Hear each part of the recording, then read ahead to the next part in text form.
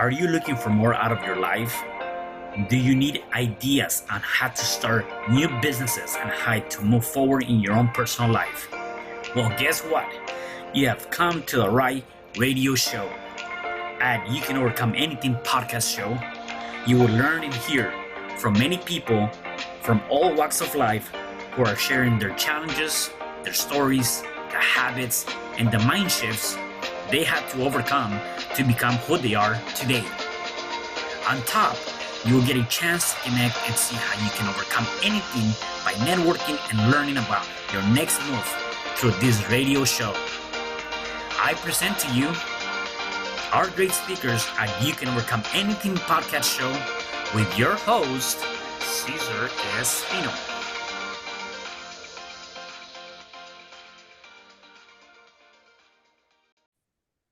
Hello there, and welcome back to another episode of You Can Overcome Anything podcast show. It is your host, CesarRespino, and today I have a special guest. She's a certified resilience coach, author, and a speaker. Is on a mission to empower and connect with her clients and audience.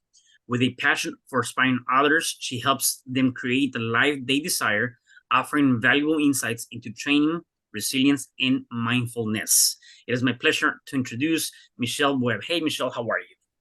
Hi, Cesar. I'm doing great. Thank you so much for allowing me to speak with you today. Yeah, definitely. Thank you for being here. So, Mechelle, why don't we get started by telling me a little bit more about your upbringing? Where are you originally from, and how was that for you? Okay, so I'm going to condense the first 8 years for you. So my siblings and I were taken away from our birth mom when we were babies because of her lack of ability to keep a home for us and drug use and things like that. So from the time I was about a year and a half old until I was about 7.5 or 8, I was in foster care. So that was pretty, traumatic and difficult. But when I was around 7.5 or 8, our mom got custody of us again. And at that point, I thought, okay, my life is going to be normal. It's going to be safe. And I was really looking forward to just beginning that new part of my life. Unfortunately, the next 10 years were filled with abuse, adversity, just trauma. And it was really difficult. So in my book that I'm writing, that's the time frame that I focus on, because as an adult looking back on that, I can pinpoint specific moments and specific areas of resilience that got me through that. And so that's the whole premise of the book is, here's what happened, here's how I got through it, and here are specific things you can do to tap into your resilience to overcome everyday challenges. So that's what I want to share with everyone. No, that's awesome. And talking about resilience, that's definitely a very powerful topic. Before I dive into that, though, let me ask you this. It's interesting. In the last couple of episodes, I actually had people that have been in the system for whatever reason, right? And so let me get your perspective. Like, I know people now, adults, right, might have a point of view or an idea of what the system might be. A lot of people believe that, it's something good because they're taking you away from, maybe abusive parents, or your parents die, or whatever that might be, right? Except I came to find out that a lot of times that's not the case. What was that for you? Obviously, for the first 7 years of your life, how was that? Were you bouncing around from place to place? Were you just in one stable place? How was that experience? Because as you know, the things that happen between the first 7 years of our life really impact and determine to an extent the quality or the emotions and things that we're going to be going through in our adult years unless we deal with them. Right. That's a good question. And I have reflected on that a lot because I have heard that, the first 7 years are very pivotal in your development. And so I kind of reflect on that, like, where did I get that inner resilience from? Mm-hmm. So to answer your question, foster care for me was not the best. I did bounce around to 3 different homes during that time. And in those homes, I did experience abuse and witness abuse as well. So it was not the best environment. I don't know which would have been better, comparing if I was with my birth mom or if I was in foster care, but I know my experience wasn't great. And I know that it's not always like that. Um, but for me, it was not a Yeah. nurturing, Yeah. You kind know, of environment. yeah, what's kind of interesting, and I still cannot get my head around the idea of um, people that are put into foster care, right? Where they really most of the people that I talk to, they're like, yeah, I had a really bad experience. There was abuse, there was this or that, and I cannot get my head around the fact that if people are trying to adopt or want to care for kids, for whatever reason, why do they even it's hard for me to understand why people will do that. I mean, if you're doing that for what I would appear to be a good kind, why would people would end up hurting other people? And the only thing that I can think about is one or a couple of different things is one, people might feel like the need of having a company, right? Except they don't know how to handle that, and because they don't know how to handle that, then obviously the emotions of abuse or different things can come about. The second thing too is there's that the idea of abandonment. Maybe they were abandoned in their early years, and therefore they're trying to kind of fill that void. And then the last thing is hurt people, right? And at one point those people were hurt, and without even knowing that, unconsciously they're doing the same thing to foster kids, right? I don't know if that's your what your take might be on that is, except again, to me is very alarming to know that it is happening a lot, at least from everyone that I've talked to in this show, and have been through that. There's always a story, and I'm like, why doesn't I cannot comprehend that. Yeah. Maybe it is because obviously I was in foster care decades ago. Maybe the system is much better now. I don't know. I did go through foster care training several years ago, and we were taught very well. I do think that there are broken parts of the system, but I think the intention is good. And to circle back to the adopting part, I think the purpose of foster care is usually to remove the children from the home so that the parents can try to like heal themselves and get better, and the ultimate goal is to regain custody of their children. So that's kind of where there's this place for the kids to go in the meantime, and not to immediately sever all ties and put them up for adoption. I think the goal is to reunite the families at one point. So hopefully, people do it for the right reasons and they have proper training and they can handle it. And I do know some wonderful foster families that are in it for the right reasons and do nurture their foster children. But yeah, it is an all too common story. Yeah, no, definitely.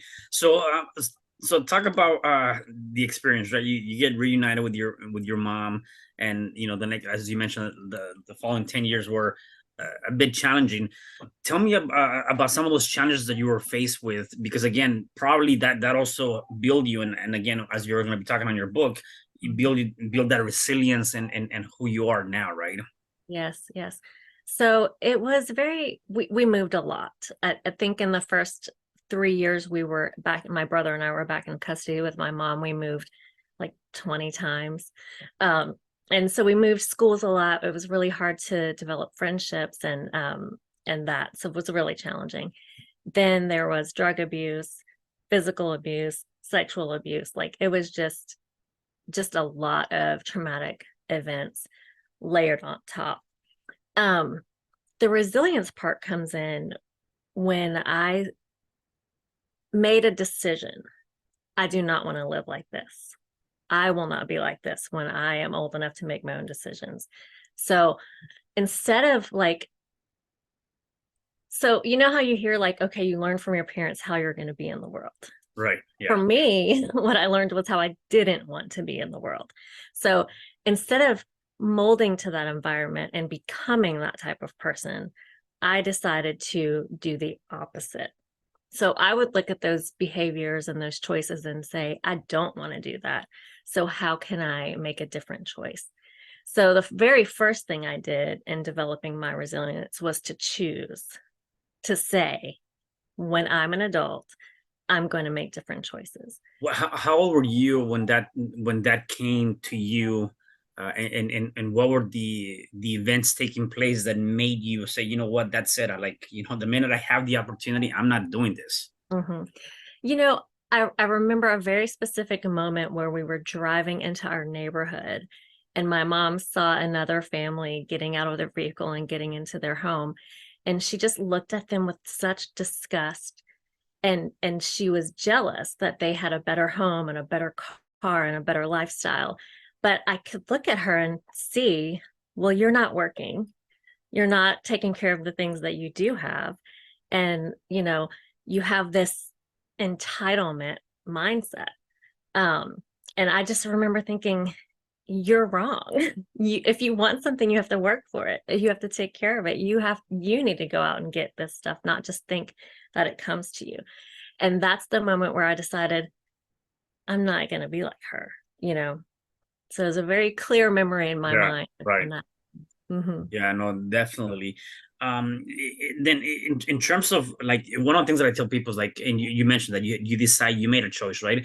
And I do know that, and I believe that now I see it differently. The choices and the decisions that we make today will determine the quality of life that we have tomorrow. The challenge is that a lot of times we're so afraid of making that decision, and we'll make that decision, right? And oftentimes, because we're not making a decision, we get hung up on other things that are not serving us. Which, by the way, I do believe that not making a decision is making a decision of not making a decision. And so, at the end of the day, we got to be able to be more mindful on that. The other challenge too is that once we do a decision and we create or make a choice, and even though it's not serving us, then we tend to just get stuck there or say, oh, you know what, I'm not going to try something different. And we got to be able to understand that we have the ability to pivot and make a new decision immediately, right? So that we can continue to move forward through that. And Yeah. so the fact that you were able to do that, and you said, okay, that's it. I'm when I'm of age, I'm going to do that. So walk me through that when that moment came. Like, how was that feeling, or how was that those emotions, or what was in your mind to make sure that you actually follow through? You know, I specifically, I didn't have good role models to say, okay, what can I do? So one of the things that I specifically walk my clients through when I'm talking about how they can build their resilience is to first be proactive. Make all of your choices on purpose from now on. You have to decide what you can control and what you can't control. And then you just go from there. You have to be very proactive. Um, One of the things that I did is I did what I call hero spotting. So music, movies, um, anything where I could find a story of someone overcoming challenges where the biggest thing for me, what I looked for was the maintaining their hope and their essence and their positivity. So I really latched on to stories like that because it gave me hope that no matter how bad it is, there's another option. So one of the things that I did was the movie The Power of One. It's like from 1985 or something. It has Morgan Freeman and Stephen Dorff, Mm-hmm. and it's about apartheid in South Africa. And that I watched that movie and I was like, well, yeah, life is really hard sometimes, but you can choose to make an impact and go a different way. So that was a really pivotal thing that I did, was hold on to anything that gave me hope. Yeah. Um, Another thing was making connections. So at the time I joined a youth group. And so I was able to see other families interacting and see just a positive outlet. And so that gave me some good role models and people that I could rely on when I needed to. Yeah, no, that's pretty awesome. Just being able to find a group of individuals, right, that you can kind of relate to, and Mhm. or can help you in that journey, right? Yeah. Um, as you were getting older, and you were in the age of making your own decisions, did you ever thought that you wanted to do the things that you're doing right now? You know, Not specifically. It was actually a very hard choice to Mm, tell my story. I yeah. always, I kind of felt a pull to tell my story, but if you've ever been through anything like this, you know that sometimes you feel shame. Mm, When you tell your story to someone and they look at you with that look of pity, there's like this shame that comes up in you. So I really had to tap into what was more important, being brave enough to share my story to get the message of resilience out. But that didn't happen until about 2 years ago. Mm, So as my daughter is getting older, I thought I really want to help her develop resilience without having to go through the really horrible things. yeah. And I started researching, like, is that possible? And I found out that it was, which was so exciting. Um, the Army has a master resilience training program, and they literally have step by step that they teach their soldiers to help them be resilient. And I was like, oh, and when I read over that list, I was able to pull some of these things that I did as a child. I didn't know I was doing this as a child. But looking Mm, back, I'm like, oh, I did that. I did that. I did that. So I was like, great. So I decided to write the book. And then I thought, how can I be most effective in helping people transform their lives with this? And so that's why I became a certified coach, because I needed the tools to mm, guide people through that. yeah. Yeah. Is your book out already, or you're still working on the book? I'm still working on it. I'm submitting it to the editor in January. So, Okay. yeah, Nice. yeah. Okay, are you able to disclose the title of the book? You know what? I haven't come up with a title yet. Yeah. So I'm Yeah. still working on that. But the writing is complete. I've Okay. finished that. I'm just waiting for her opening to submit it to her. Yeah. But no, I'm still working on a title. Good. All right, all right. Well, definitely we'll be looking forward to that book sometime next year, right? Early next Yes. year. Um, so before you decided to do this, like, what were you doing? What was your, what was Michelle's life? Yes. So this is a very important part of resilience. Is the last part that I kind of walk my clients through, is knowing your why.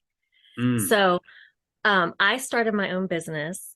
I'm a massage therapist and an esthetician.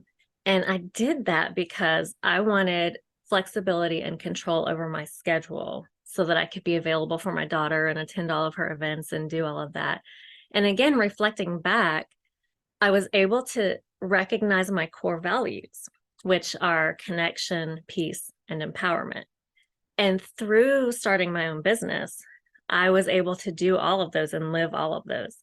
So I kind of lost track of the question, but but just answering, like, yeah, um no, I was just saying, what were you doing prior to deciding to jump on this, right? Yeah. right, okay. So yeah, that's what I still do. I Okay. still own my own business and Gotcha. do therapy and aesthetics, and that is another way to live my values.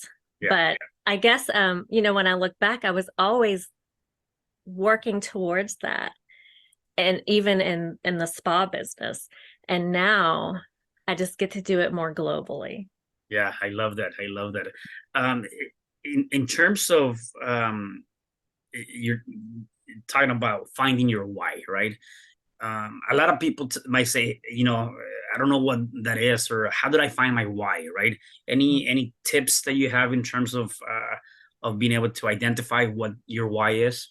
I do. To me, knowing the why is pivotal, because when you know your why, it gives you the strength and the determination to keep bouncing back and trying again and again and again. You have to know that. So I've created a core values tool where you can walk through this, figure out what your core values are, and it's available on my website for free, because it's it's so important. Yeah, Yeah. yeah. No, that's awesome. um I deal with a lot of people that have written books or have become authors. So one of the things that I always ask people is, what is the biggest message that you want people to walk away when they pick up your book and read it? Yeah. So I want everyone to know that you already are resilient. We all have a level of resilience. It's just tapping into it and strengthening it so that you can overcome challenges, because challenges are unavoidable, Hmm. and they're necessary because they help us grow into our fullest potential. So know that you're resilient, know that you can strengthen it, and just tap into that and strengthen it so you can overcome anything and achieve your success that you want. Yeah, no, that's Yeah. awesome. In terms of, obviously you've gone through a lot, and you've gone through a lot through your childhood, and even in your teens and all of that stuff, right? um how critical or what have you done? So I guess two questions. Number one, how critical is this for your growth in terms of working on your mind? And the second thing to that is, what have you done to be in the proper set of mind to be able to move forward, even on those challenging moments? Yeah. So it has been extremely pivotal for me because I tell people all the time, I'm not a writer, I'm not a speaker. I am petrified of speaking, right? I mean, I'm just so scared. And so I have had to push myself outside of my comfort zone to achieve any of this. Writing a Mm, book, speaking, like guiding people through coaching, all of those things required huge, huge steps and pushing myself beyond what I ever thought I could do. And that has offered me the opportunity to grow and to learn. And I'm bringing even more valuable things to my clients. And what was the second question? and what are the things that you've done to really help you work in your state of mind? So, like, just pushing yourself outside of your comfort zone. So, building resilience and building confidence in yourself requires action. So, do you know that comedian who says, "But did you die?" You know, I always think like our brains are so wired to keep us in our comfort zone because it perceives any change, Right. any fear as like life threatening. So we are wired to stay there. But if you push yourself beyond that, you will grow and you will get confidence and you'll see that you didn't die. You did Right. it. You made Yeah. it through. So when you do hard things and challenge yourself, you grow and you learn and you can just achieve so much. Yeah, no, yeah, that's funny. And I'm replaying that and I'm laughing. That was, which is pretty awesome, right? Um, Talk about your clients. So, do you deal with? Is there what kind of clients do you like to work with? Male, female? It doesn't really matter. Mhm. What kind of people come to you? Yeah, so people in transition periods. Okay, So like career transitions, divorce, graduating high school, going off to college, graduating college, getting into the workforce. So any pivotal transitional point is where people really seek me for coaching because it just developing that resilience and that foundation to know that they can conquer that next step in their life. got it. Mhm. Okay, cool. So, if people wanted to learn more about your services, they want to connect with you, how can they find you? They can go to michellewebb.com and just be careful of the spelling because I do spell my name differently. So michellewebb.com. And then if they want the most up-to-date information, they can follow me on Instagram from there and all of the links are available. Gotcha. All right. Um, do you have any daily rituals, habits, things that you do on a day-to-day basis to kind of keep you up and going? You know, meditating is super important. It gives me the time to just reflect and think and just open my mind. So, meditating, and then I'm always listening to podcasts and listening to books. Reading is a little hard, but listening is easier for me. So, I just always trying to fill my brain with positivity, just being careful what I put in. Yeah, Yeah. and that's huge. And I just want to kind of talk about it for a second because I deal with a lot of people, and sometimes people do not see the difference. And I always tell people, think of the brain as, you have the conscious mind and the unconscious mind, right? The conscious mind being the logical side, what we're doing right now, the way we're talking, right?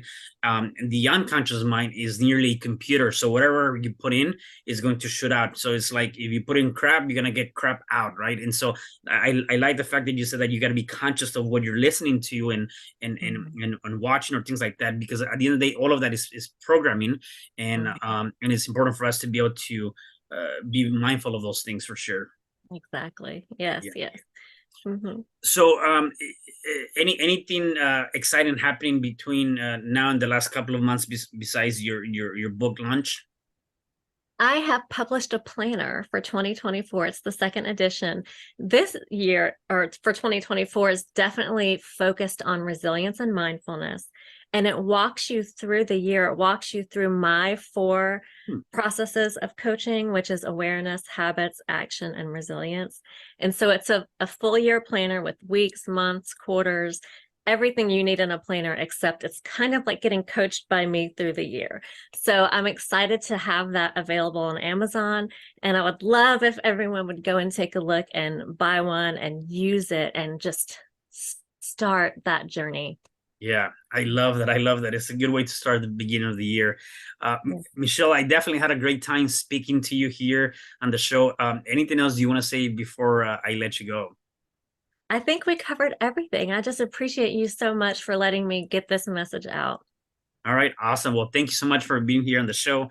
And for the rest of you guys, do me a favor, share this podcast because definitely somebody needs to hear this message. And I'll see you guys in the next episode of You Can Overcome Anything podcast show. Yes. Thank you. Hi, I'm CesarRespino, real estate investor, business coach, and consultant, and author of the book, You Can Overcome Anything, Even When the World Says No. My number is 424-501-6046. In my book, I talk about making the necessary changes to shift your mind for prosperity and certainty. Pick up your copy at Amazon. I also love helping families with their real estate and can purchase your house fast and all cash. Follow me on Instagram, Facebook, and LinkedIn. My number is 424-501-6046. Thank you for having me today. I am so glad you've tuned into this podcast. You can find me at your favorite podcast platform where you can like, subscribe, comment, and share. And to learn more about myself, my services, you can find me at www.CesarRespino.com, or you can also find me at your social media. Thanks for joining me, and I am looking forward to having you at the next episode. And know you truly can overcome anything.